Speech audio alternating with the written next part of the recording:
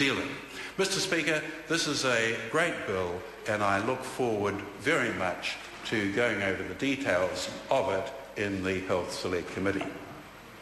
Mr. Speaker, I call the honourable member Iain-Lees Galloway. Thank you very much, Mr. Speaker. Well, isn't it just typical of this government, particularly in health, the National Party, the party that is the architect of saying one thing in opposition and doing exactly the opposite when they are in government. And I tell you, but this is a bizarre reversal of the usual situation, because this is the party that opposes everything when they're in opposition. They oppose good, efficient, productive improvements that can be made to the health system when they're in opposition, if there's political mileage to be made out of it. But then just a few short years later, actually, I don't know why they didn't do this in the last term. Maybe they just...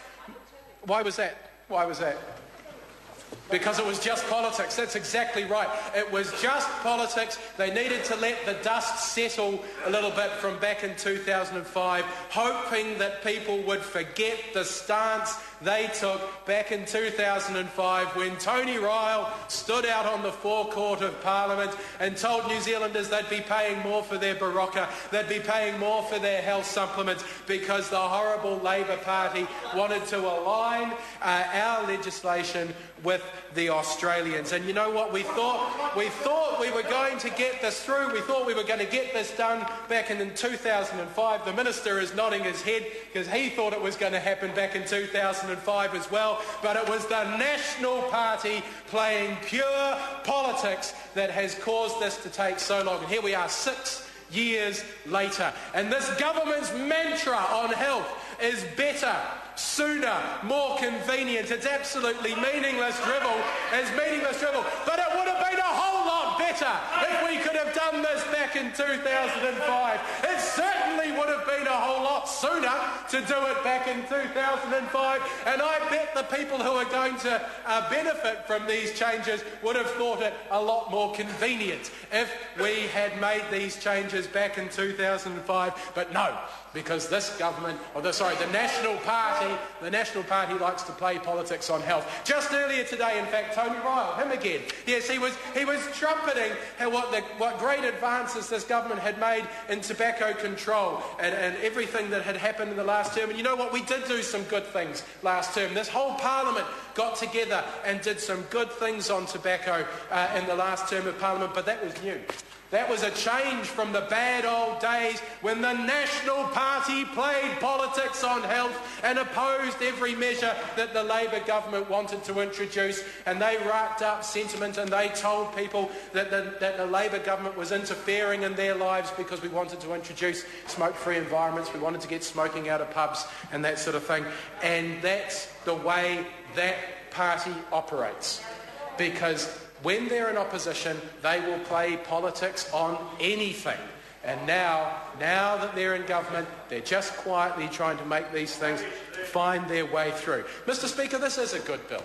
We would have loved to have seen these changes happen 6 years ago, but the government is finally going to support them and push them through. And as a member of the Health Select Committee, I'm looking forward to this bill arriving at the Select Committee so that we can, finally arriving at the Select Committee so that we can give it the attention it deserves. Of course, the whole purpose of this bill is to do a lot of streamlining of regulations to do with medicines.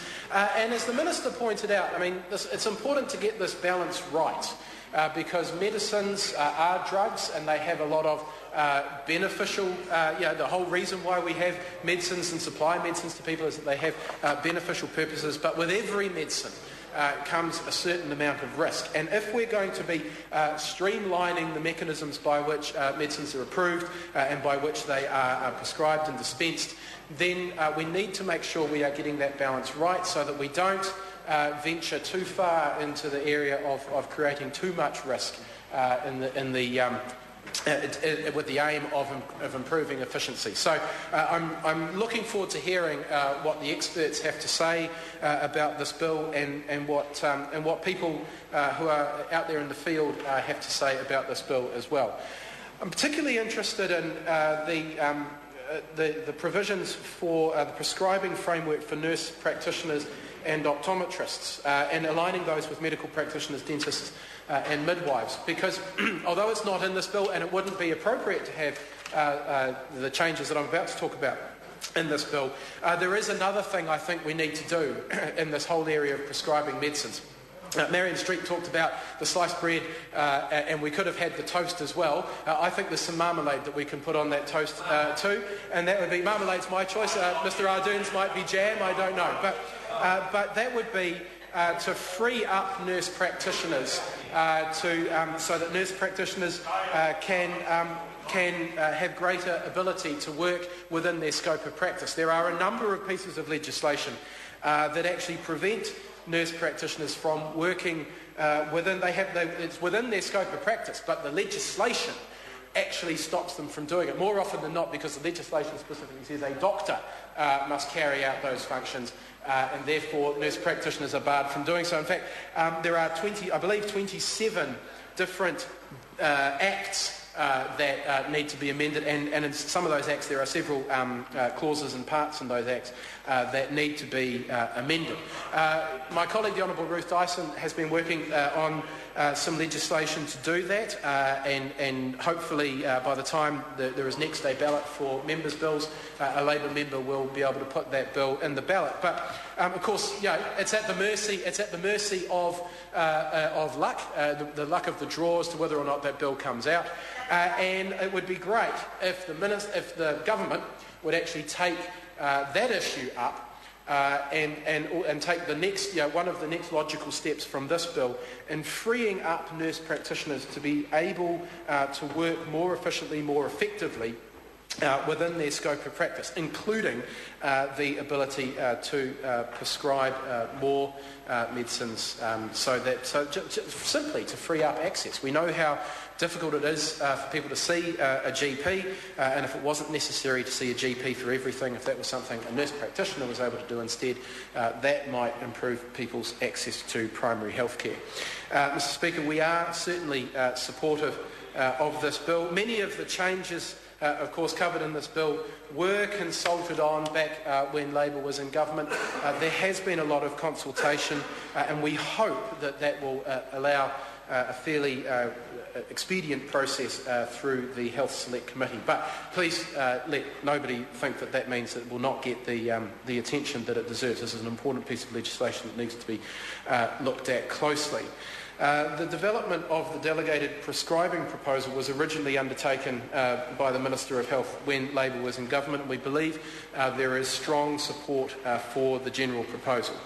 Delegated prescriber role provides flexibility to allow for new developments in prescribing practices and innovative models of care. And that's what we want to see, more innovation in healthcare and innovative ways of improving accessibility to healthcare. Delegated prescribing would allow more timely access to services for patients, especially important in community and rural settings, and in meeting the growing demands of chronic disease, which may result in reduced need for specialist attention and or surgical intervention. I have to say I find it rather surprising that chronic disease is not one of the government's health targets, because it is an area where things can be improved, where earlier intervention could reduce costs and could improve the well-being of all New Zealanders. Mr Speaker, this bill is a good bill. We're very happy to support it. We're disappointed it's taken as long as it has to get here. We're disappointed that there has been politics played with these issues in the past, but maybe we can put that behind us and get on with it and make these changes which will be positive for all New Zealanders. Call Kevin Haig. Thank you, Mr Speaker.